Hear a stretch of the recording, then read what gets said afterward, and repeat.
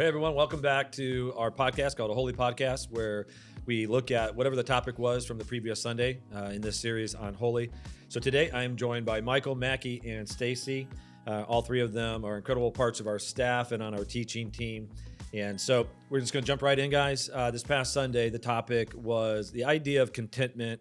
And in order sometimes to teach the positive side of something, you have to focus on the negative, just to kind of illustrate the point. So there's a good chunk of the message where I was dealing with discontentment and kind of looking at it from both sides. So this is where we began, and so we'll begin today. Is one of the things that we're looking at in the series is that God is calling us to experience the best life possible. So the idea of being holy is to be set apart. So in each one of our lives, God doesn't want us to stay where we currently are. And that is even if like we wanted just to begin there, that's an interesting idea to think about is this side of eternity will never be settled with God because there always is something better that he's trying to lead us to and guide us to.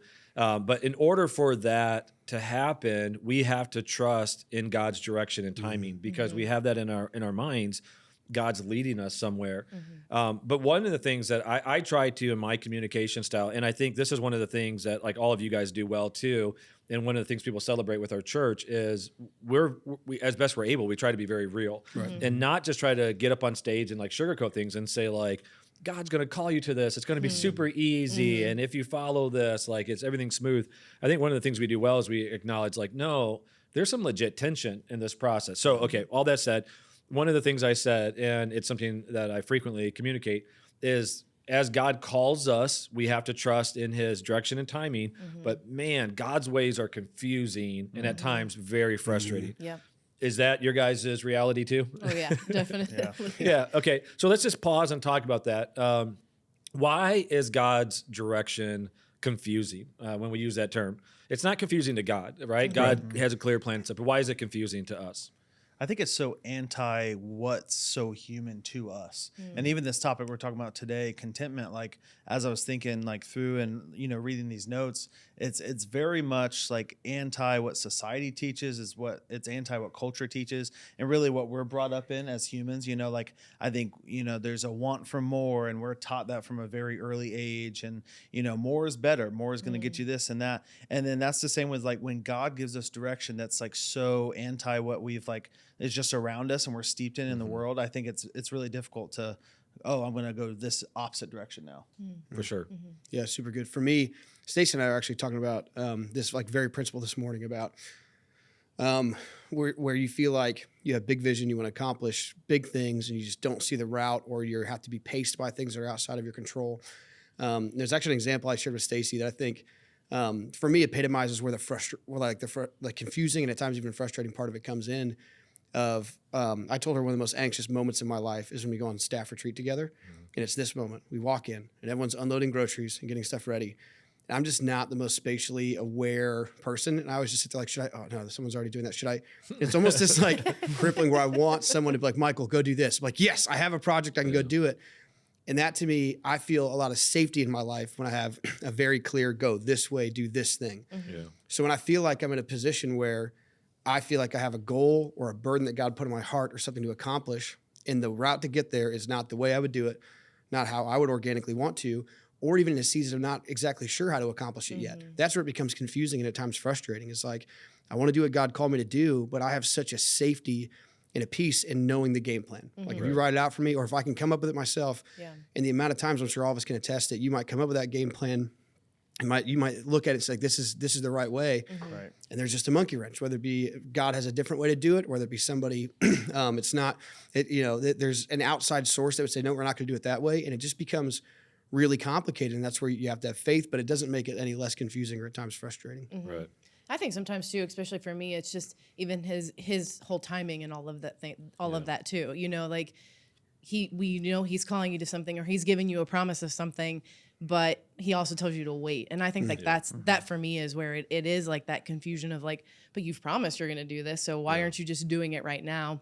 That whole idea of instant gratification, Michael and I were talking about this today, is that we're just it's so ingrained in us that it's like, but it's not the same timing. And so I think for me, oftentimes that's where a lot of my confusion will come in is like, God, I know you've promised this to me, but why isn't it happening? Or you've given me this vision and I cannot see where we're going, Right. you know, in the process of Yeah, it. I mean, wouldn't you say that like with God, when His promises are unfulfilled, it feels like then it's a no.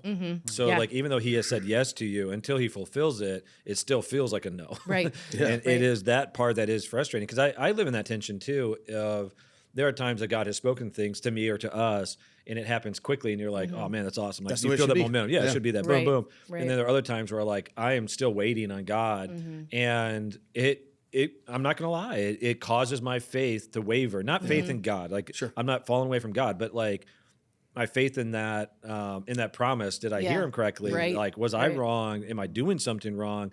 And that can be for me very frustrating too and confusing because you keep asking God to search your heart, and then even when you're like, you feel like, okay, I feel settled with God, and yet you still haven't done this. Again, it's because from our perspective, that is confusing Yeah. for sure. Yeah. Even as you were saying, like the idea of like just knowing what to do. I've said that often of like, you put a known challenge in front of me and I'll tackle it every day. It is the unknown that drives me crazy. But I'll even say it this way, like sometimes my wife, when she's doing something like around the house, we're getting ready for guests or something, and I know she's going to need help. This is like my personality. It probably says a lot about my personality in a bad way, but I would rather Mary make a list of 15 things I have to do and put it on the refrigerator than me have to go and do one and then come back and ask her what's next. Yep. Like if there was 5 of the unknown things, that is more annoying to me than 15 known things. So like, because I don't know if I feel like a child or what, but I come back like, what else, Mom, do you need me to do? Yeah, what now? But it's just like in my mind, I want to know so that I can plan my time and life around it. And I think that's the part with God. It feels hard to make other plans when there's something unsettled in your Yeah. life. Yeah. And yet this is God. He's saying Yeah. like, you're saved by faith. I want your faith to increase. And so if our relationship with God is founded on faith, we will perpetually be in a position where He's calling us to take faith steps.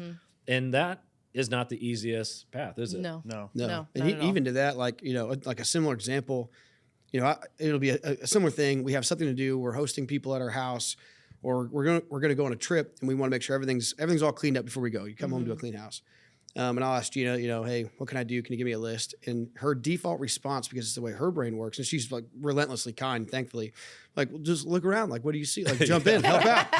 And I always want to tell her, like, No, look, no, no, it, no, yeah, no, it's no, like, no. it looks fine to me. I kinda, because we do have that, the same way that me and my wife have different standards of what that is. That's also my relationship with God, where it's like, once I have the clarity and once I have the direction, it's like, sitting at the bottom of a mountain and wanting to be up there, which is a clean house, and being like, I don't even know how. Like, I wouldn't even know what the blueprint is to get there. Right. And sometimes, whether it be by intention or because of your own, a misstep because I thought it was this way, it's just a belabored process that always ends in God's faithfulness, but it doesn't make that right in that moment any less confusing. Right. Yeah, the amount of times my wife has said, like, just basically, like, use your own common sense. Yeah. That I'm like, man, because, like, I mean, I've had times where my wife's like, we really need to spend some time cleaning the house because it's a wreck. And I'll look around and cannot find one thing. Not one thing that would change. Totally. I actually asked my wife at one time, she scrubs the floors. And I remember coming in one time going, why do you do that? And she looked at me like I was an alien, She's like, what do you mean? And I'm like, why do you, like, scrub the floors? And she's like, you think we can just live here for years and not clean floors? And as she asked it, I was like, you know what? Yeah. Make, I'm more like, well, we will spot clean. Like if one day you look down and you it's spill dirty, coffee, clean it up. Right. Yeah, exactly. I'm listening to all of you siding with Mary. Oh, for sure. Yeah. Like, Sure, I'm yeah. on Mary's Stacey, side. I'm siding with Mary. As you should be. Mary's right. Yeah. Mary and Gina are both right. Yeah. Yeah. I mean, the fact that, like, when I was in college, so I'm going to tell you these 2 stories, and these are two different levels of grossness. I didn't change my sheets my freshman year of college. Oh. Okay, right? Yeah, right? I didn't even know that was a thing. As bad as it sounds, this makes me sound super spoiled. It's because I never changed my sheets growing Right. up. Yeah. Because my mom did, right? Totally. I didn't know that. So here, what's worse, my brother Chris didn't change his sheets his freshman year, stuck those same sheets in storage, took them out his sophomore year, put them on his bed, and didn't change them his sophomore year. Man. So Chris is worse than me. But again, like, if you don't know any better, you're like, well, I don't know. Same story. I didn't know that was a thing until my wife taught me because I didn't know. You know what? That's not true. I think Mackie's the one who taught me that. We were living together. I'd catch him doing it. It's one of those things you like. Mackie's a pretty clean guy. Mackie, more than anybody that I've met, is just very like detail driven.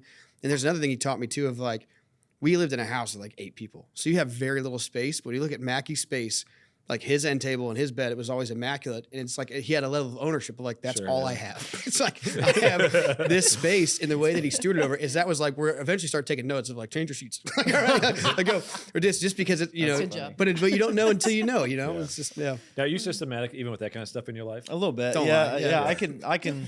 I'm probably my own worst critic. So sometimes I feel like, oh man, I'm not doing great. And to other people, it may be, great. But Yeah. Yeah. Well, last week he had this little container on a desk, and he was cleaning up to go home. And I said, "What is that?" It looked like a speaker almost to me, a portable speaker.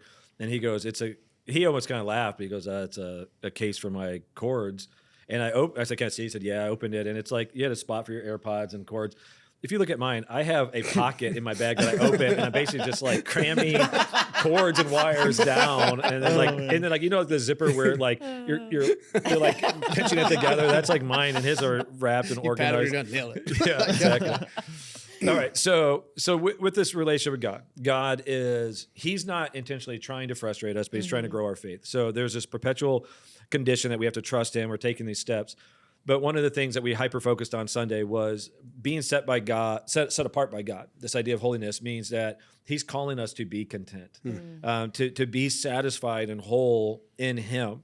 And let's just be honest. So like one of the things, you said this earlier, but we uniquely live in a culture that is, I think, purposefully designed to create discontentment. I've talked about this often. Even recently I talked about our culture is uniquely designed to create insecurity in us. The idea that the most beautiful people in our world are still photoshopped. It is to create a standard that's unattainable. Even yesterday, I was actually in Florida visiting my son, and I went into this restaurant, and they just had this picture. This is a bizarre story, I'm telling you. But they had a picture in the bathroom on the wall, and as I looked at it, it was an old movie star lady, and she's like, again, this is a weird story, but she's in a bikini type thing, but it's a movie set or something like that. But it's just like right in front. And as you look at it, like her body doesn't look like a modern day person's body in the sense of like, it didn't look what we would say is like tone or fit. And yet this is like one of the icon Hollywood beauties of the beauty, time. yeah. And you look at it and you think like, that's how a normal person should look. That's good, beautiful. Then you have nowadays it's like unsustainable standard that's being set in front of us. So you have that to create insecurity, but also in life, just the idea of consumerism is to consistently convince us there's a better life available for you out there somewhere if you purchase it. So like your car is not enough, your house is not enough, your body's not enough, your looks are not enough, your relationships, your experiences. And even with social media, it just adds that extra wave where you're looking at everyone else's lifestyle, their branded lifestyle, and it creates discontentment. I just saw a shirt this week that was the logo of Instagram, and the words on it says, "This is not real." The guy was wearing it, and I thought, like, it's pretty good. Yeah, I want that shirt. Okay, Yeah. so we have this tension, right? Culture is uniquely designed to create discontent. God's like, I want you to be content, but let's just focus on the content side.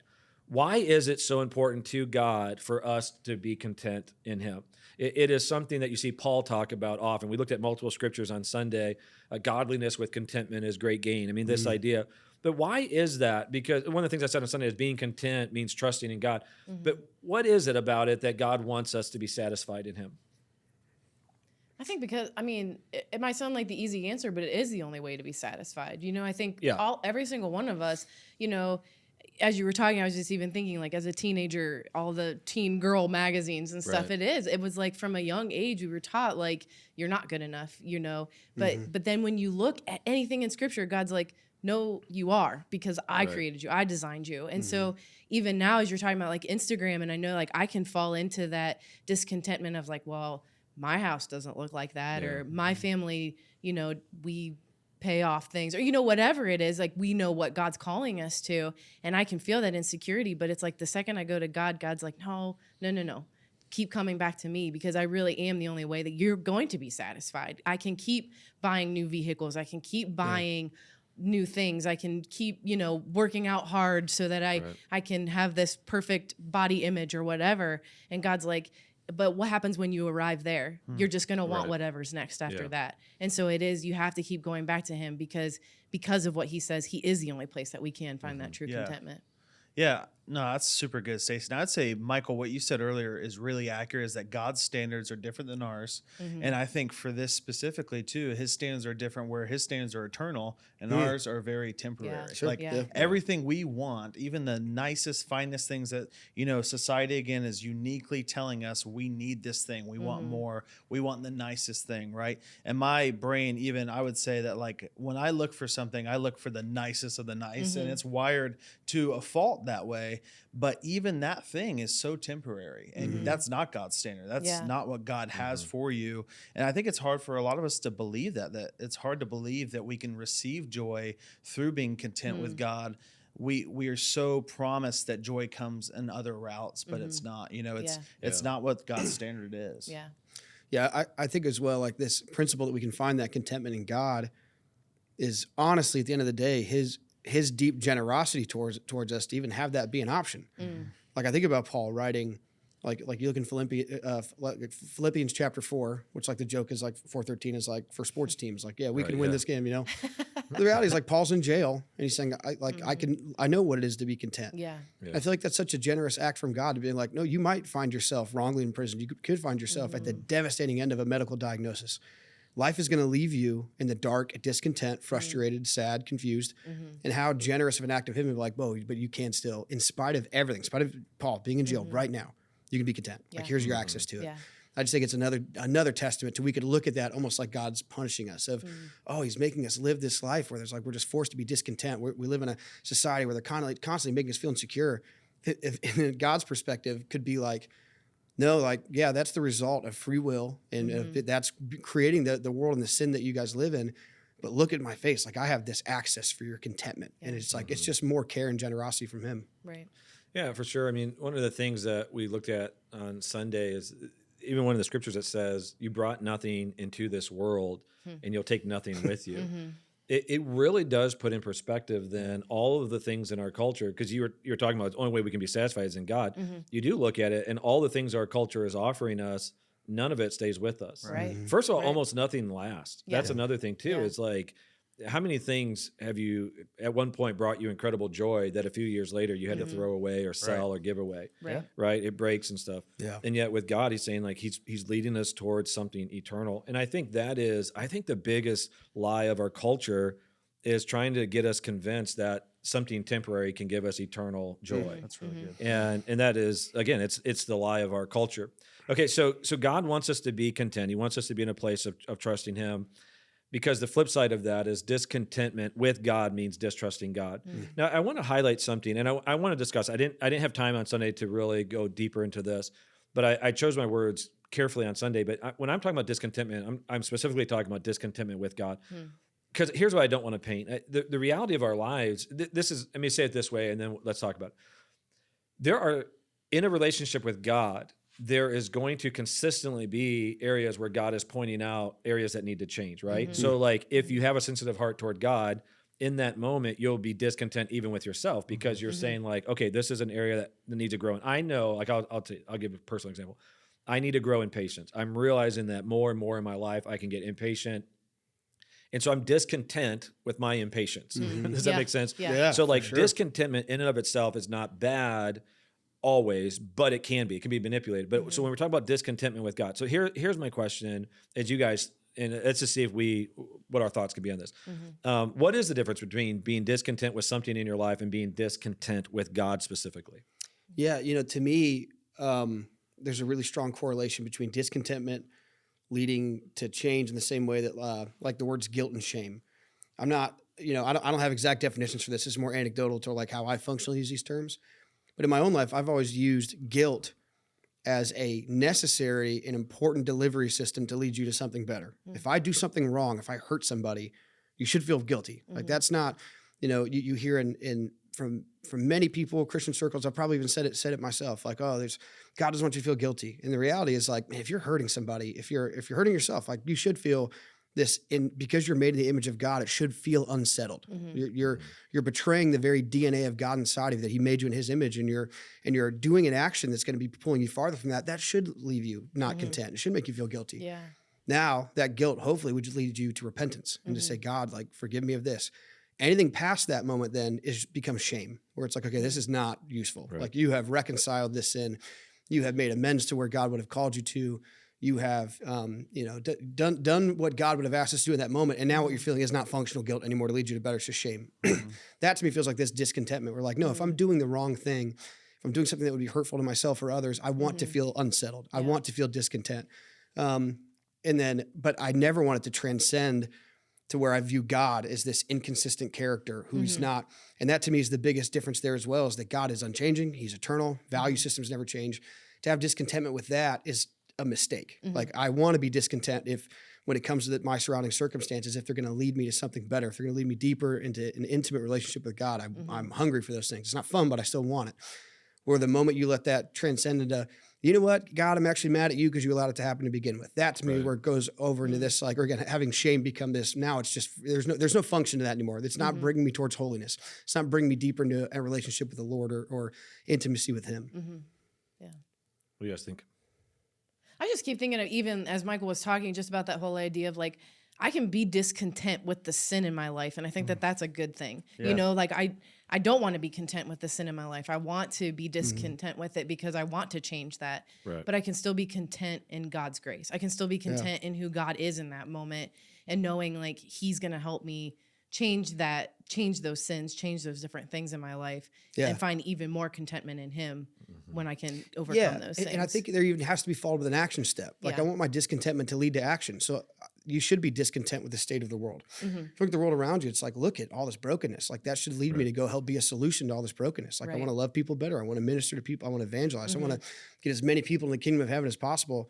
That discontentment with the state that you see things is appropriate. You know, again, as long as I'm not letting it transcend and now I'm mad at God. Right. Now, you know. Yeah. Right. Yeah. And any discontentment, discontentment is unholy when it leads to certain things like envy and so forth. Like if if there's a discontentment that leads you to other sin, leads you down that road, you can instantly call that out in your life and say, this is not the type of discontentment that I feel like is, set apart, is what God would have for me. If it's leading you to envy, if it's leading you to strife and all these things, you can instantly know that, that's not for me. That's not what God has for me. Yeah. That's so good. Right. So 2 Corinthians 7:10 says, godly sorrow brings repentance that leads to salvation and leaves no regret, but worldly sorrow brings death.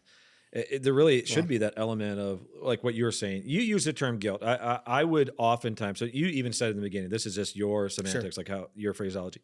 But I would often say, I would use more the term of conviction, right? The idea of like, there's this unsettled thing inside of us that if God is leading it, then it's a beautiful thing.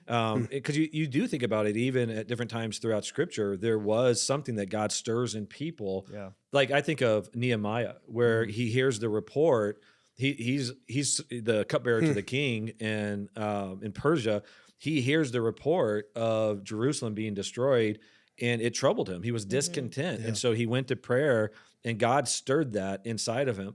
There's this famous poem that I love. It's by Sir Francis Drake. Makes me sound super smart, doesn't it, when he quotes something like that? But the poem is called "Disturb Us, Lord." I'll just read a little bit of it. He says, "Disturb us, Lord, when we are too well pleased with ourselves, when our dreams have come true because we have dreamed too little, when we arrive safely because we sail too close to the shore. Disturb us, Lord, when the abundance of things we possess, we have lost our thirst for the waters of life, have fallen in love with life." And he goes on with that. But it's just this idea he keeps saying over and over, disturb us, Lord.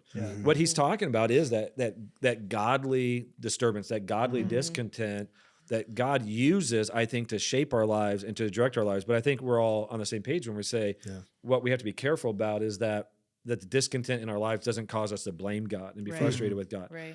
So all of us have gone through seasons at some point in our life where we had unanswered prayers, confusing times with God, where if we're being honest, we were discontent with God, right? Can we all agree with that? Yeah. So let me ask you then a personal question. How did you in that season resolve it and or be sustained until you got to a place where you found clarity? You get what I'm asking, right? I don't think I need to go deeper in that. I'll start with you, Stacy. Yeah. So for us, having a child was a real struggle for us. So I had an ectopic pregnancy that ruptured. And so, that was a horrible experience in and of itself. But then it was a whole year process before we actually were able to get pregnant. And now we have our daughter, she's 8 years old. But man, that was a hard season. It was really hard to trust God. I wrote down something you said on Sundays. You said, God's ways are confusing and his timing is frustrating. Yeah. And I started because I was like, man, I went immediately back to that season where I was like, God, I'm consistently pursuing after you. And and in that season, I consistently was like, God, if this isn't something from you, will you take this desire away from me? Yeah. And he didn't. Like he never did in that season. And so I had a lot of frustrating moments where God, where I was super discontent, where I was like, I just so desperately want to be a mom. And I'll be honest, there were moments where that desperation overtook sometimes my relationship with God, because I was just like, I just want so badly to be a mom. I don't understand why you're not allowing this to happen. But I know for me, it was just time and time again. I was like, I have to get back in God's presence. And I hate this season of waiting. And I hate that this isn't how I wanted my life to turn out. But every single time I would just get at the feet of Jesus. It was just amazing the things that he would speak to me. And even in that time, you spoke a prophecy over our lives. And you said, God's going to provide you a child, and your child's going to be like John. And he or she, we didn't know that it was going to be a girl at that time, but is going to lead the way and lead others to Jesus. And honestly, I wrote that down. And a lot of times I would just go back to that because I was like, this is a promise of God. And I'm just going to keep reminding myself, God's promised this to me. Right. And so it was just consistently, whenever I would almost like that, pick it back up again, it was like, Jesus, I surrender this back to you. I surrender this back to you. Please help me to be content. And it was through friends. It was through others who had walked through that. And it was just through Bible verses, everything, where it was just like, I just had to consistently go, I'm not content. Will you just help me in this season? All right. So let me summarize, and then I want to ask a follow-up question. So the things that you did, you were purposed to get back into the presence of God through prayer, through reading scriptures, through worship. Right. Godly relationships were key to that. Being honest and real. Wouldn't you say that that's an important part in that season? Trying to stuff it down doesn't do anyone good. God's not sensitive, right? God's already searched your heart and knows it. Right. That's the part of it. So it's not, you're not informing God like he's like, wait, you're upset with me, right? Like he knows it. Okay. All right. So. Okay, you went through that season. Now looking back on that season, what did God show you and teach you through that season that now you can look back and celebrate, even though it was painful? And I'm going to say the same follow-up questions to you guys. Now you look back and, okay, that was a tough season, but during that season, man, I really grew in this, or I really learned this. Yeah, I think for me, one of the things I did grow in is just being vulnerable. Like just being able to say, no, God, like this is awful. And I don't like this. I don't like where we're at. And even being vulnerable with other people, which has then translated, to things on staff. I think that was probably one of the first times in my life where I really learned to just rely on God, because it really was, it was all on his timing. It was all on, he knew when Cadence had to be born. And so I look back now and I'm like, man, I had some of the best times of worship in that season of waiting. I had some of the best conversations I've ever had with God. And I really do think it just was God preparing me even for ministry, even to be, because I got to become a part of the staff during that time. Right. And he was preparing my heart for something deeper. I think in that time he was preparing me to be a mom. I think that there were things in my life that I needed to work on in order to be the mom that Cadence now needs me to be. And then the last thing is, especially now, I feel like it's one of my greatest testimonies, the amount of women that I've been able to just speak life into when they're in that season of waiting for God to answer their prayer to become a mom. I wouldn't have that opportunity had I not got to walk through that. It's good. Very good. Thank you for sharing. Yeah. For me, I would say there's this years-long gap where I was not married, where like I had gotten out of high school, and then growing up in church, there was this like understanding that everyone got married really young, which I don't know where that came from, but there was, it was like, you'll be married by 19 or 20, which is like an American Christian thing. It's strange. So I always thought really is like a Christian thing. It really is. That said, I am for marrying young. So just go ahead. For sure. Yeah, in the right way, right? But in the right way, yeah. So, but I had this understanding that I would get married. Versus the wrong way. I don't know. Wrong way. Just kidding. Wrong way is always bad. Well, rushing into it. You know what I mean? But no. So I always had that understanding And there was years, my adult life out of high school where I was actually in full-time ministry, but I wasn't married. So I was like dating, and dating is the worst thing ever, by the way. Like, Yes. like Until you're married, then dating your wife is it's like, yeah, amazing. that's great. Yeah, it's like, but dating has to have a goal, right? And that's the goal of marriage. But it's the worst until you find the right person. And that's what it was like for me. I was so discontent. I was so broken. I was so hurt by it. It was just like a long season, years of like where it just wasn't working out. In that season, it wasn't until like, and even reflecting back, I reflect back on now, like a lot of reasons God kept me single. But in that season, it gave me a lot of margin to do a lot of things and be obedient to God in things that I probably wouldn't been able to do married. So like I had margin to spend. I was in youth ministry, spent a lot more time with the high school students that I led. We had these guys still follow God, and we had a group text up until recently. But like there's 7 or 8 guys that we used to go to IHOP at like midnight. You can't, that would be really hard to do married. You know what I mean? But like I was like 23, 24-year-old guy in youth ministry. It's like we were the IHOP boys, you know what I mean?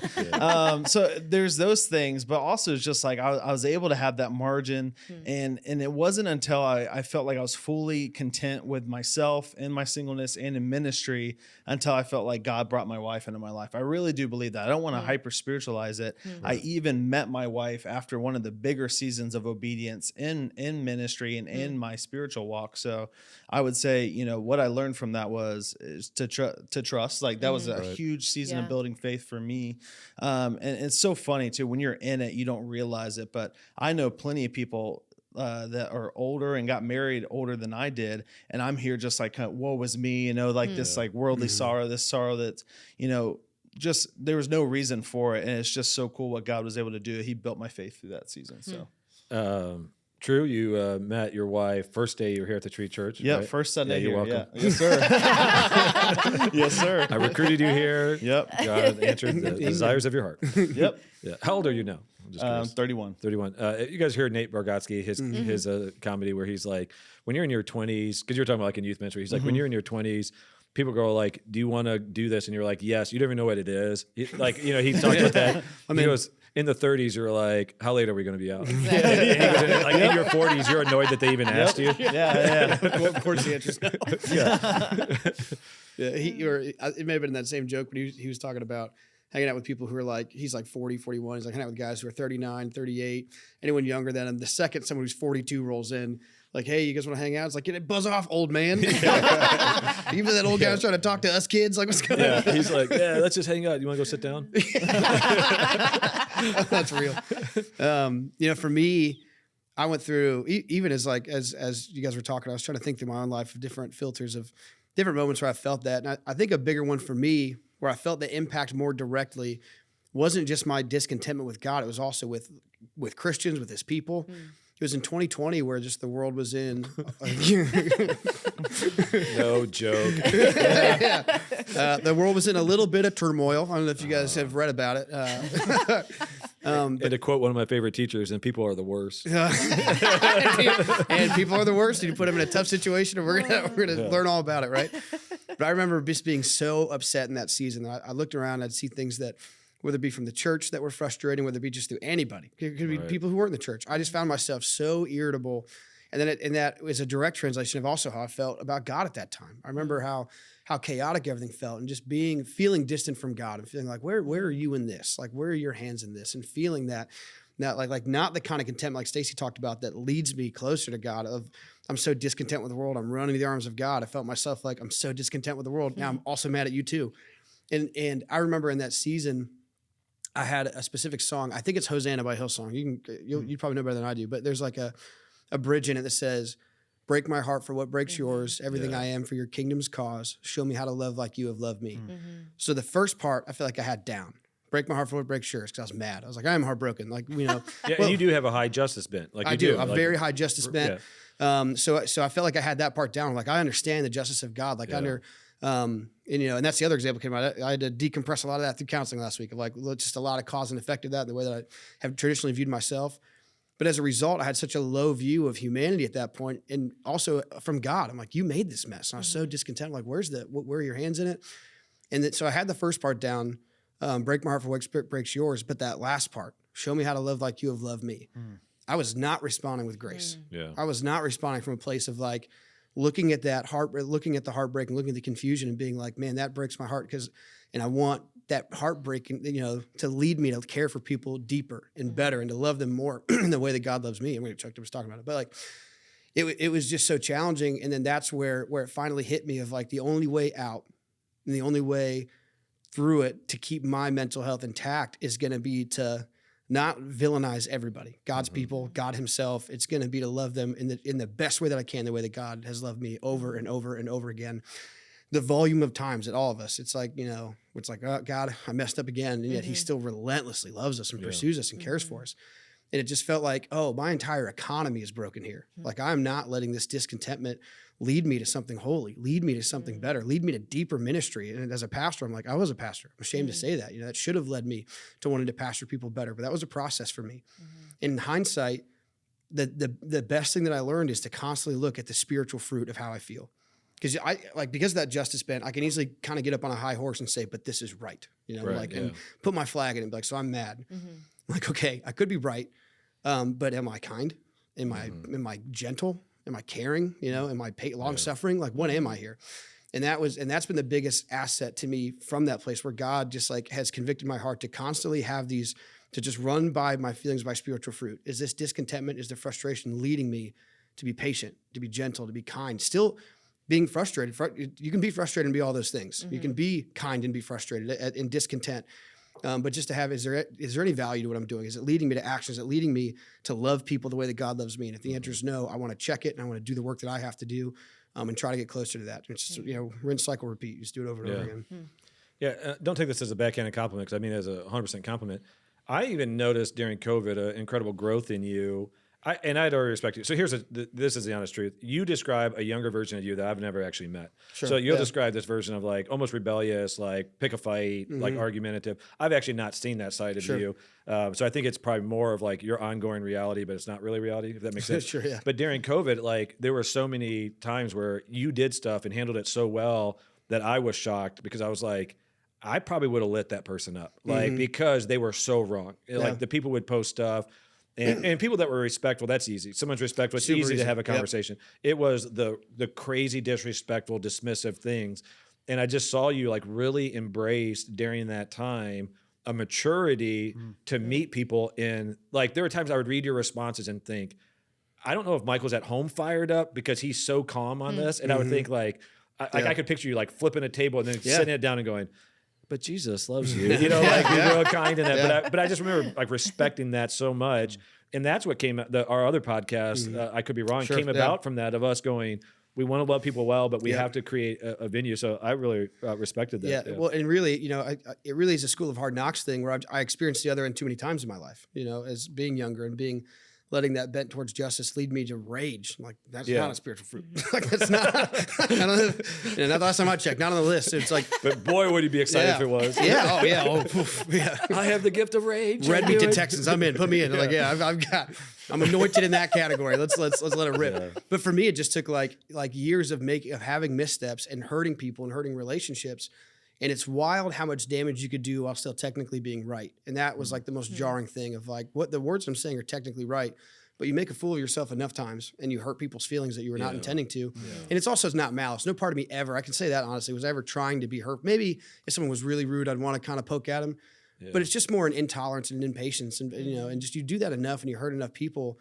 And then you look around you and it's like, man, who do I even have right now that I'm friends with? Me and Mackie had a situation where when we first met each other, was it safe to say we weren't super close? Yeah. I would say it. Yeah, sure. Yeah, so to say we were not super tight. We were both very competitive. We worked really hard. If you don't know, if you're listening to this podcast, me and Mackie went to Bible college together. We've known each other for, like over a decade now. And we were super competitive. We were always at each other's throats, but always trying to be buds at the same times. It was like a very petty, like romantic comedy relationship where it's just like, there's just like someone's like describe that way. I'd wake up and Mackie'd be like, not everyone looks good with greasy hair, Michael, but you could make it look just fine. It'd be, no, I'm just kidding. But it was very love-hate, very much just like very, and then I remember when we got to San Diego, we just had this really intentional talk of just like doing that for like a year and a half, 2 years at that point, we were just like, what if we were just friends? What if we were really patient with each other? And if me and him having that justice bent could have easily died on the hill of like, what about the times where I was right? What about the times where I was right? It's like, what if we loved each other more than that? And again, so you find yourself lonely enough and just annoying people enough and hurting people enough. You just, at some point you hit a wake up call. It's like, there's got to be something more rich out there. And it's still a process. I'm not like saying that like I've arrived at this place. It becomes faster as you do it, but I still deal with that instinct reaction more often than not, you know? Yeah. I know for me, the seasons of discontent that I've gone through, more specifically in ministry, has taught me so much about what my foundation was in my life. So I think about, I'll name three kind of bigger ones. The first one was even in being in Detroit. The ministry there was a lot of different dynamics. I'm going to be somewhat vague just because I don't need to be specific in order to explain it, but there was a lot of relational dynamics going on, even within my family. I was working for my dad and like all these things. I thought I was going to be there forever. I thought I was going to take over the church for him. I thought I'd still be in Detroit. And it was in that season that I realized that my foundation very much was in my own plans, my own way of thinking, what made sense to me. And it was almost like God just shook that foundation to show me the cracks in it. Yeah. And then, he led me here. I went through a season here where it was unhealthy. Before I was lead pastor, it was unhealthy. And it was like, again, God was like, here, let me just show you some more cracks in your foundation of what you're putting your hope in. The season where we had purchased this building, but we hadn't secured the financing for it. And when that didn't happen, it fell through. We had the financing, it fell through. And I was just like, I realized in that moment, God shook me hard.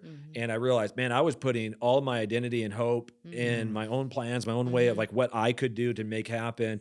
So like you look at all that, and then COVID was the last one where COVID was like, it was so unforeseen, like if you would have said to anyone, I mean, you guys all remember, we were talking about shutting down, like, did we shut down for a week? Maybe two. I think the initial talk was 1, maybe 2. Yeah. And then we can, then we'll be It back. wasn't even in anyone's head. No. And then in a moment, actually, there was one person prophetically, probably Chris Reed, who said, I think this could be a long time. And I just remember telling him, like, Chris, they can't just shut down everything for like 6 months. And I was like, okay. So we learned who the prophet is. Trust Chris Reed, But even that, I mean, you think about it, like in a moment, like for us, our jobs changed, our church changed. Yeah. Your freedoms changed. You couldn't go like, that was just like the worst. So it was like God, you know what? And he wasn't just doing it to me, he was shaking all of our foundations. And you saw a lot of foundations break. You really did. Yeah. But in each one of those, I've come out on the other side, better understanding who God is and trusting him more, to where now I'm not saying I wouldn't ever have a season where God couldn't shake me, because I know he will and can. But I do sense that like there are some things that used to shake me that don't shake me anymore, where I go like, hey, like there's a mystery right now. Like we're talking about campuses and stuff. Mackie's leading this. So like there's a lot of like uncertainty in the specifics, but an absolute certainty in the ultimate outcome. Like I just know, like unwavering. I'm like, God's got this. I would say me 5 years ago, 6 years ago, 10 years ago would not have had the same attitude. I would have been at this point going, God, I need you to make this next step so clear, or I'm not doing it. Like almost like I would feel like that. Not to be totally joking, but okay. So when we talk about discontentment, the reason why we focused on it on Sunday is discontentment. This is one of the points. I gave 2 points. Discontentment can lead to manipulation and control of your life, even leading you away from faith in Jesus. The root of discontentment is the idea that you don't have what you need. And for us that are following God, God's promise to us is to be our provider. And so he makes that very clear. And so if you don't have something, the lie of manipulation is you don't have what you need, therefore God didn't provide it, therefore you must do it yourself. And I think that's what gets us in this place where we start to open our minds and hearts, I think, to temptation that can ultimately lead us away. We looked at what Paul said. Paul goes, talking about like the love of money, and he goes, there are people in pursuit of this that have actually fallen into temptation, into snares. And then he says, even have walked away from faith. I mean, that's a dramatic statement. Like he's saying there are people at one point that were in a relationship with God that were no longer in a relationship with God because there was some discontentment inside of them. And that's real. I mean, you think about the pain, and this is what we've all acknowledged. And I was even thinking about this story. My son Cole is in Bible college right now, and most nights he calls home and he has Bible questions. And this past week, he was asking me some questions, and it's one of my favorite things. Like we sit, like we'll be FaceTiming, and so I was like making a meal for myself because we were about to leave, and so I had my phone down. I was totally doing like the high schooler thing of like it wasn't even showing my face because that's what they do to me and it drives me nuts. But I was like, I can be cool too. Now you get it though. I do. Yeah. So I have it down on the counter and he goes, Dad, can I ask you a question? I said, yeah. He goes, okay, John the Baptist knew who Jesus was, right? And I go, yeah. He goes, why did John the Baptist send his disciples to go to Jesus and ask him if he was the one? And I was like, that's a great question. I love this question. And in that story, what you see is there's the big moment when John first sees Jesus. We all know the scripture. He points at him and goes, behold the Lamb of God who takes away the sins of the world. Like John is as confident as ever in Jesus, right? Jesus comes to be baptized. John's like, I can't baptize you. You're more holy than me. And Jesus is like, no, you need to. And like he obeys him. John finds himself in prison.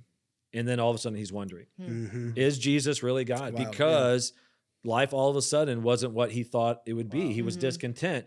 And he's saying like, go. And so what does Jesus say to him? He goes, to his disciples, he goes, go and tell them what you saw, that people were healed, like the blind see, the deaf hear.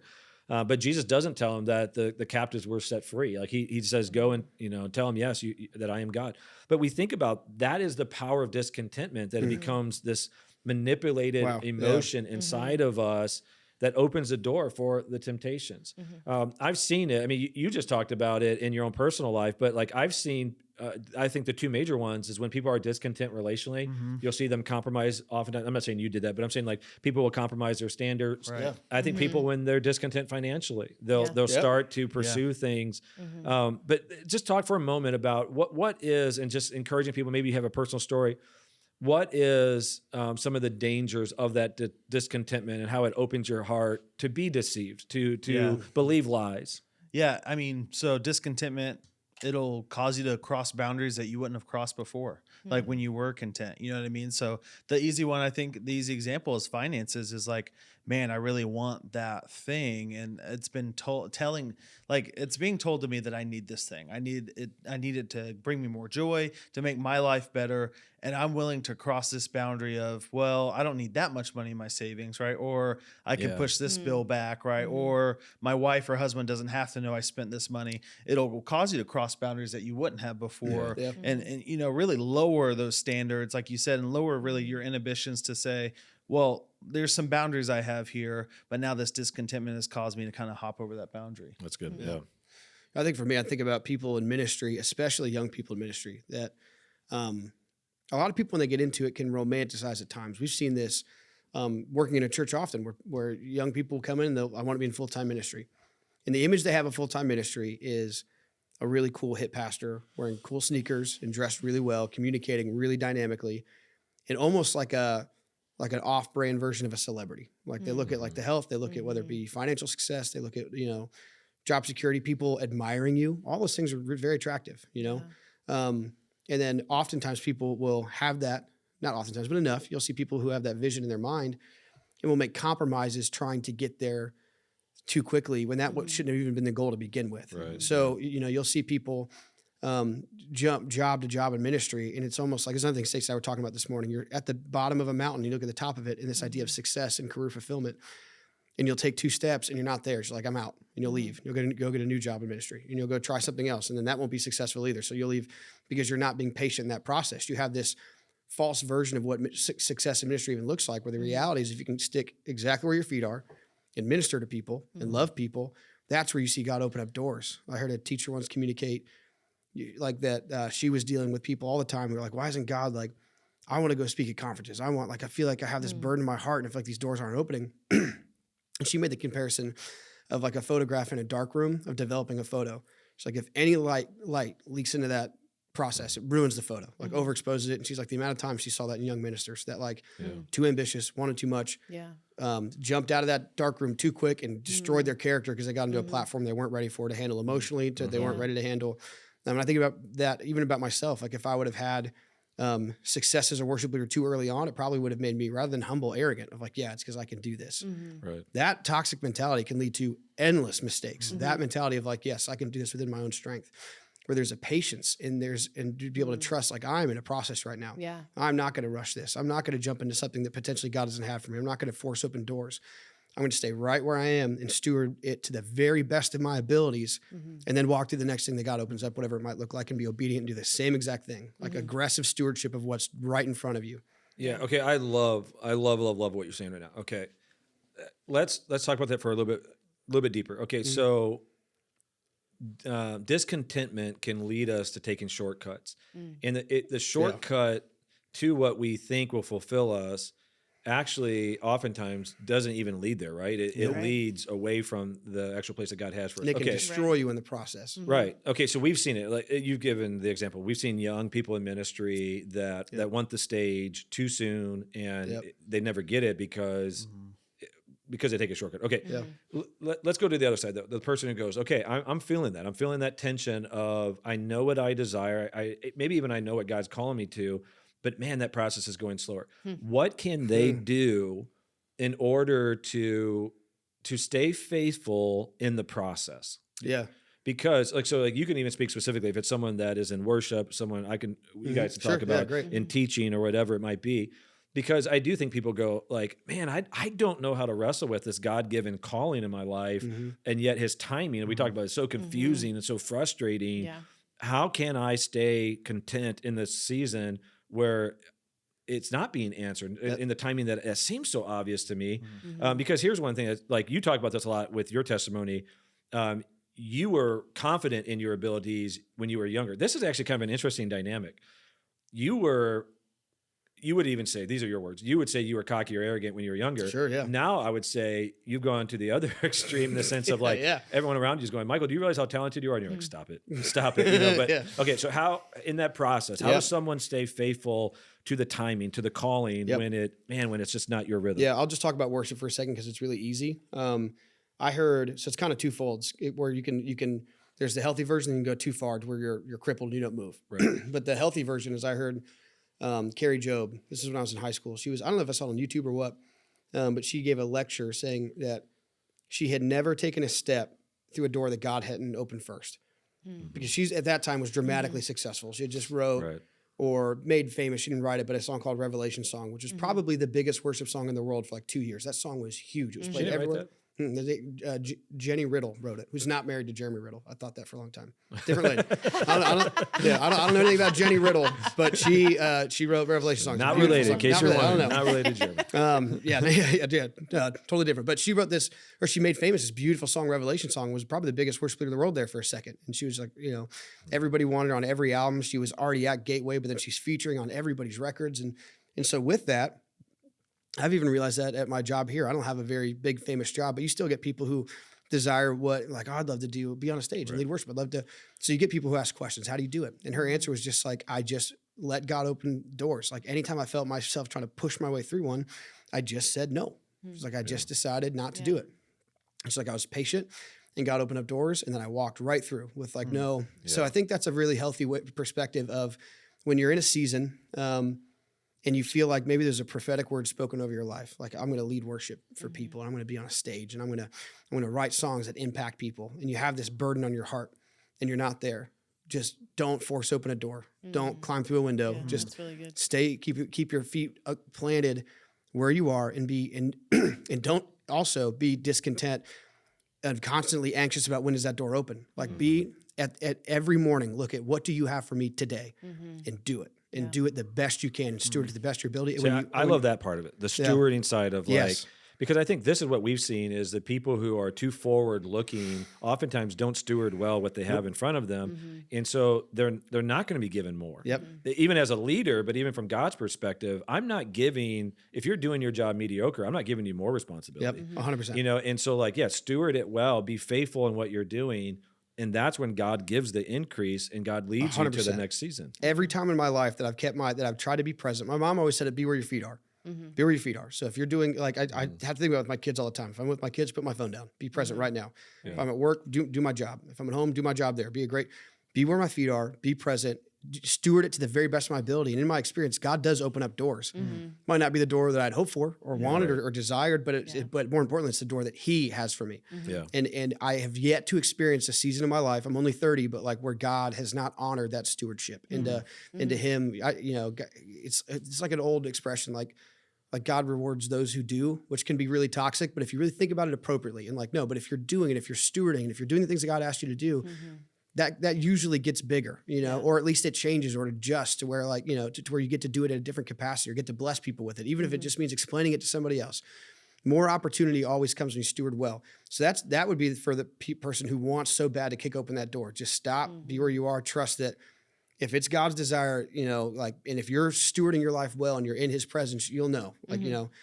The other part of it is that sometimes people are so crippled by their anxiety where they might have a calling on their life to write that song. They might have a calling on their life to this thing. And they're have a low view of themselves and think so little of themselves or so nervous or so terrified by the future. So they just live in this crippling anxiety.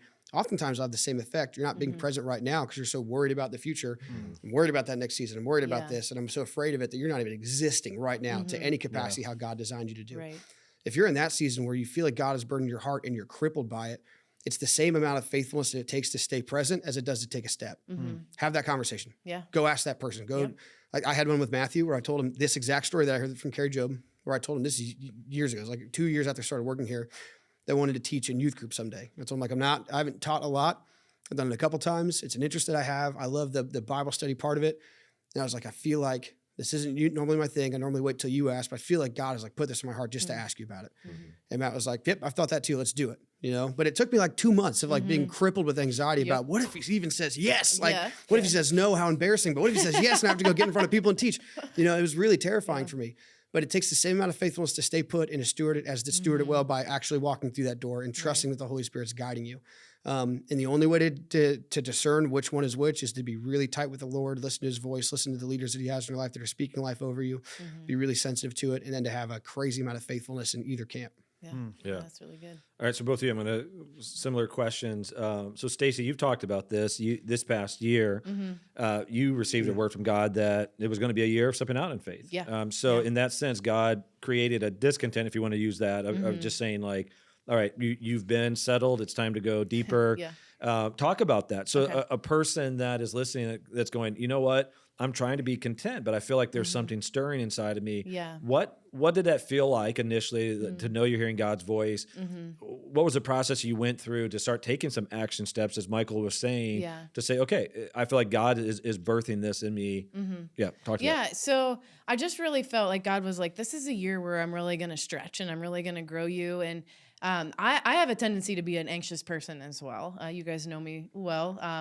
I like structure. I like system. I like a good plan. And God knows that, but I think God also, he's really been wanting to grow me a lot this year. And the truth is, I feel like it is a huge year of growth for me where I really am learning not to live in that anxiousness as much because he's called me to do things. And so, we've talked before about I feel like one of the very first steps was you're going to teach the church. And I was like on a Sunday. Okay. And I want to preface it by saying like, I know what God's voice sounds like now in my life because of little steps of obedience I've taken along the way. Yeah. Explain that. I know what you mean. Yeah. Explain So, it is that I think the first time I really felt I heard from God was when I was 19 years old and when he called me into ministry. And it was just, okay, God, what does that mean for me? And so just hearing that, being willing to whatever step that is that he's calling me to do, and then even taking it. So for instance, for me, I shared this on the staff retreat is I had free tuition at college and felt a call to ministry. And so I switched schools. I took out school loans so that I could pursue what God wanted me to do. And just since then, I was like, okay, well, that was clearly God's voice because he's blessed my obedience. And so it just has continued each time. Yeah, I mean, just stress that. I think anyone that says, I want to hear from God, if you will obey what you think is God's voice and see his blessing, there is no other way to grow your confidence in hearing God's voice than walking in obedience. Right. For sure. Yeah. So I felt like, and so I went and talked to you and you were like, yeah, let's do it. We got a chapel coming up. Let's try it out. And I just thought, okay, I'm going to teach at things like chapel for a while. And afterwards you're like, no, we're going to add you to the teaching team, you know, but that was such a confirmation of hearing from God yet again, that I was like, I was so scared. Like before I went in there, my hands were shaking and I was like, do you have a minute? and Matthew, I'm like, you're so gracious to all of us and so encouraging, but it just was nerve wracking for me. Yeah. And then you were like, okay. So then earlier this year you said, you know what, I'm going to give you more responsibilities. And I was like, okay, God keeps saying, this is going to be your stretching. And even this morning, Michael and I were having a conversation kind of about this topic. We've alluded to it a little bit, but I am sort of feeling this discontent because I'm like, man, over the summer, God gave me this incredible vision for hospitality. I have no idea how I'm going to get there. Yeah. I have ideas and I have things I want to do, but I've consistently been like, but God, I'm one person. Like, how in the world am I supposed to do this? And just even like Michael was saying, he said to me this morning, he's like, it's going to be one step at a time. Right. I know the end goal. I know where God's leading me, but I can also be content in this moment knowing he has designed and created me to be who I am. He is. I mean, I'm having conversations with people. I'm doing things a year ago that I would have been like, I never would have done that. I never would have spoken on the stage and taught people. I never would have imagined hosting podcasts or sitting in these podcasts. I never would have imagined that I'm completely shifting an entire ministry at our church, but it's because God continually has been giving me confidence every single time I've taken that step of obedience. And so even though I feel like I've got this humongous mountain ahead of me, I just know, okay, God, today, what do you want me to do today? This is what Michael said to me today, and I'm gonna just continue to trust you with the places that you're calling and leading me. Yeah. I cannot reiterate enough like what a joy it's been to watch Stacy through that whole process too. Where we've gotten to work together for on the same team for about coming up on a year. Our first conversation together was Stacy going like, Michael, I don't know if I can do this. It was. It really was. And the conversation today, she's like, not only do I think I can, I want to. I just have all this vision. I don't know how to get there right now. And I'm like, what a wild difference between those two conversations. And it's such a testimony to God's faithfulness that the answer in both, it's stewardship on both ends. Like that's that answer of that, and to be content in that, like, okay, I'm going to do what God asked me to do today. But even how your attitude shifted from I'm so afraid of that next step to like, no, now I'm like hungry for the next step. How do we get there? It's so cool to see that. Yeah. Yeah, my relationship in this was she was standing on the diving board and I just pushed her in the deep end. Good luck. God said, what? You got it. I learned to be careful what you say. Yeah. It's so good. It's going to happen. No. Exactly. All right. So, Mackie, you've started your life in Florida, went to ministry in California. We recruited you from there. Yep. Pretty dramatic change to come from California to Lancaster, Ohio, Yeah. right? Yeah. You can say And that. we've often kind of joked about, even like on the last retreat, like how many people from out of state God has drawn to this ministry. And so in that process, though, what did that look like for your heart to be open? Because you had even joked that Michael had basically tried multiple times and you were like, ignore. And then something opened up and you came here and then something in your heart stirred and you accepted the position. And then even here, talk about how you were doing youth ministry and then you just came to me and were like, I feel campuses is what God's calling me to. And then we had a conversation about it where I actually said, I pushed back a tad bit and said, like, not just a campus pastor, I think you're going to be over the campuses. Do you remember that conversation? I do. Yeah, So I just do. talk about even that concept of like, how did you navigate through that? So if there's a person that's listening going like, I want to be content, I want to steward it well, but yet I feel like God's stirring and calling. Yeah, no, that's super good. Early on in ministry, I would relate to what Michael was describing earlier, where there was this like facade, I would call it, right, of like ministry being this grand thing where it is that kind of celebrity type look, like that you have influence, you have position, title, all these things. It was very attractive. And then I remember kind of getting into ministry. You realize early on in ministry too, especially if you have like a work ethic and you're really dedicated to do it, it's like it's way more than just that, right? It's very obvious, that ministry is hard work. It's very rewarding. I say all that to say, in my ministry journey, I had to learn, and a couple ways, the hard way, but I learned that, and I want to highlight what Michael said about faithfulness, is that every single time I was extremely faithful, and instead of looking up above or looking at the big thing I wanted, instead of looking ahead at that, if I was really faithful, God blessed that faithfulness every single time. So like it almost at times felt like I had stumbled into like God's blessing for my life. I would say that about Ohio is like, that's me stumbling into like God's greatest blessing in my life.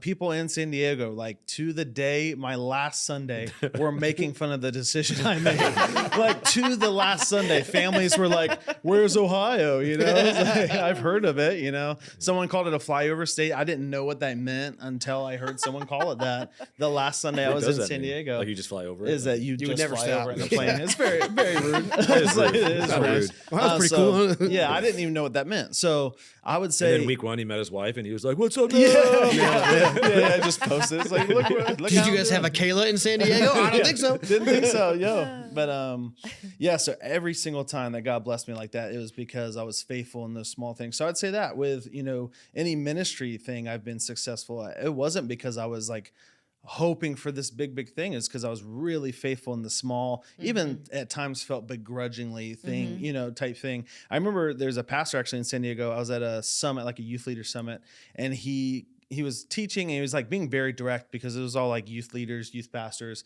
And he said, so, if you guys are like me, right? Or maybe he didn't use that phraseology, but he said, so in like a youth ministry setting, it's different from like a bigger setting. Like if you're teaching to adults, so you get on the stage and you teach to adults and it's a big thing. So you have to prep a lot. And if you're going into a youth ministry setting, you don't have to do a lot of prep, right? And a couple of people nod their heads. He just goes, "How dare you?" And he's just like, it was so good. It was cold, man. Like, it was cold. Set him up. It was cold hard. Yeah. He goes, "How dare you?" He's like, God wants your faithfulness, and you need to prepare for that youth sermon like you would for that adult sermon, even more so to be faithful. Because if you ever want that big stage, you ever want that big opportunity, be faithful in small things, or God will never give you that big thing to be faithful with, because you can't even handle those small things, right? Yeah. And I've seen that over and over again. And again, even with you talking about campuses, every single time it's taught me to now when I'm thinking of it and, have faith for campuses, I'm not focused on the big thing. We have big goals, we have big vision, but I'm focused on us being very faithful in the small stuff, because I know that's how God responds. You know what I mean? Yeah, that's awesome. Okay, so the final thing I want to talk about is the dynamic that the physical behaviors we do, how it impacts us mentally, emotionally, and spiritually. That our physical behaviors in many ways trains us. It trains the other areas. So if you, like, so you said you're by nature anxious, okay? You can feed the anxiousness, or you can feed the contentment with God, right? Like you can feed the desire for, like you can feed your pride, right? Yeah. Like we can feed that by doing that, or we can feed humility and what we're doing. If there's someone here that goes, you know what, I'm being honest, like I'm discontent in my money, I'm discontent in my relationships, I'm discontent because I'm comparing myself to everyone else. Let's just quickly talk through what are just some practical physical things you can do. I'm going to say one in general, but then I want you guys to kind of break it down. I would just say in every single area that you want to be content, you have to ask yourself the question, are you honoring God in that area? Right. You want to be content in your finances? It first begins with honoring God in finances. You want to be content with your position? Like we're all saying, are you honoring God with where he's placed you? Yeah. Okay, but just what are some physical things that you guys do in your life to teach and train yourself to be content in God? We've all admitted that there are natural elements in our lives that don't lead toward contentment, right? So what are the things that we do that way if someone's listening, they can get some practical steps? I know that oftentimes comparison is where the discontentment will come for me. And I would just encourage people either limit or get off social media. I know we stress that a lot to people, but I have found, because I've done this in my life, where it's like when I've not been on the social media as much, I find myself way more content, where I'm like, no, I can be more present with my family. I can be okay with where we are and the things that God is calling us to. So that would be my biggest encouragement to people. If it's something you still feel like you have to have, at least limit it. Say, I'm only getting on for like 5 minutes. Let me speak that for a second. I would say take it off your phone. Yes. I have to stay on social media. I say have to. It's a strategic thing just because of the ministry. Right. I want people to be able to know me. I don't have it on my phone. I have it on my computer, and I have to be honest, there are most days that I forget to check it now, and it's wonderful. So like I have to be purposed to go to my computer to log in, to then engage it. It's not a great experience. I do it quickly, but man, it's made a big difference.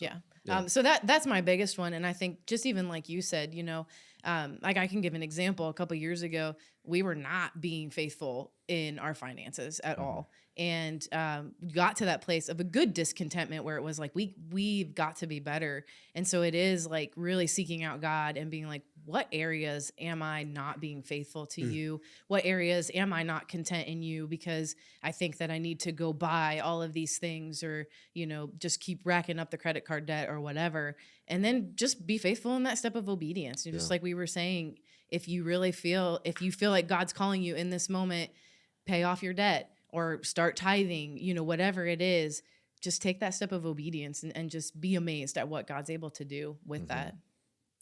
Yeah, I remember years ago, I asked somebody, I feel like God's calling me to something, but I don't know what it is. What do I do in the meantime? He just said, open the Bible, and like literally he calls you to all kinds of stuff. Just start there, like doing the things that he's already called to. It's like, you want this bigger thing? You know what I mean? It is really good. It's like, you want the next thing. And that was, again, my mentality. You want the next thing, but man, there's already this list of things you could be faithful in. It's like, are you loving people well? Are you stewarding this well? Are you just like, man, you want to be more generous and you want more money, but you haven't been a good steward with what you already have. Why would God bless you with that? And I really do believe that, as if you were able to be more and more faithful in that with what he's already called you to. Yeah.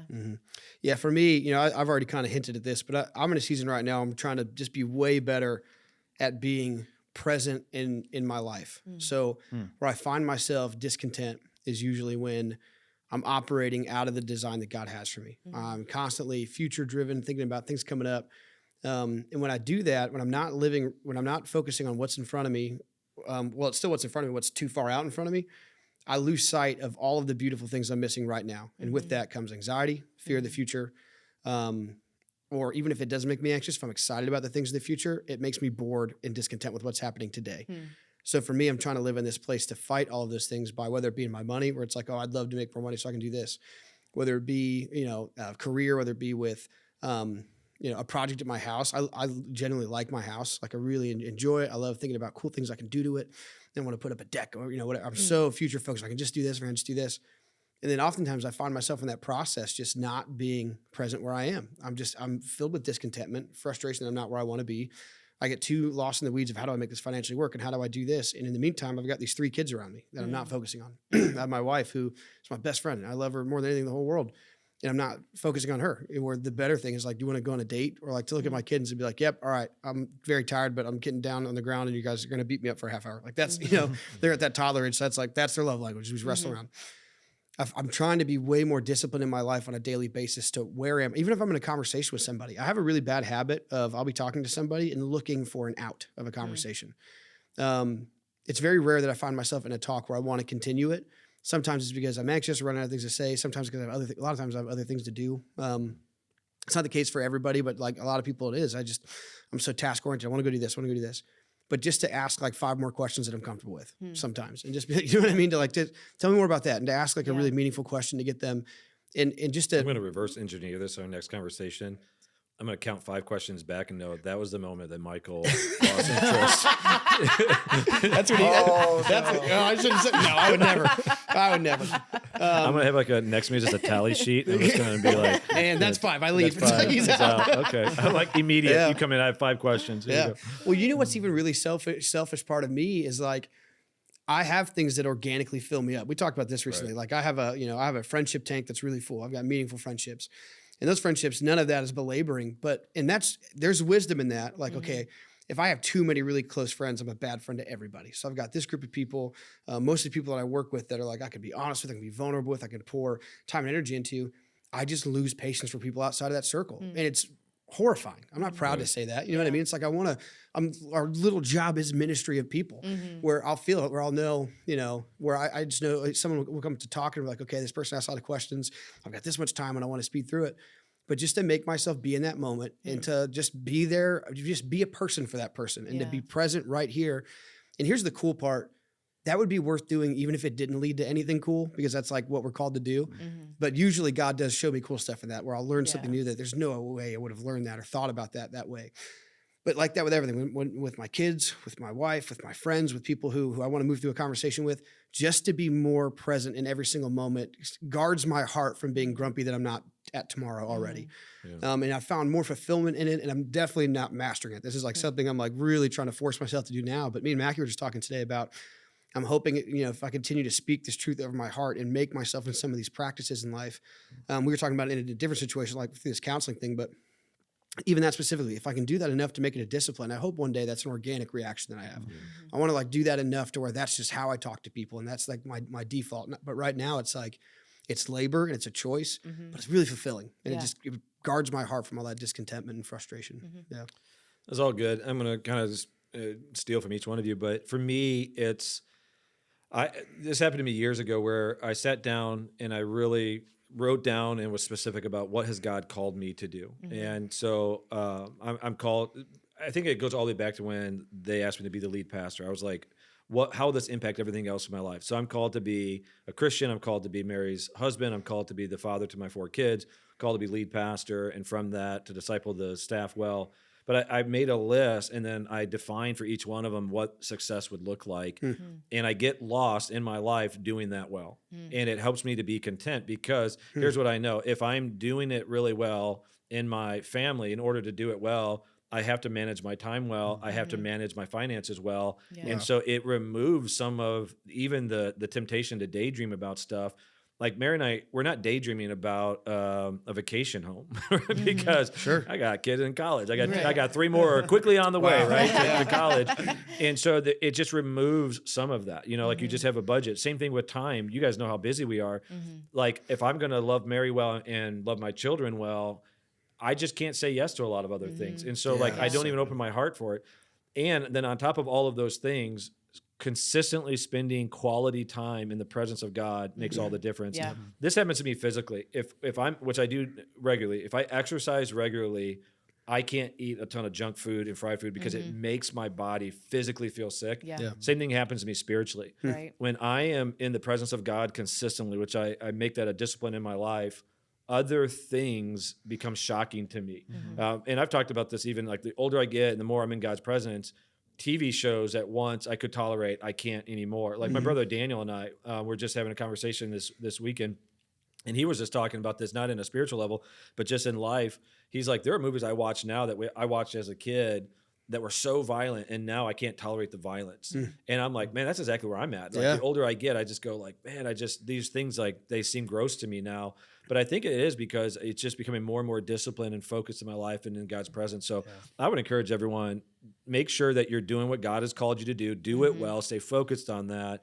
And God will, I think, really grow contentment in your life. So, all right, anything else you guys want to say?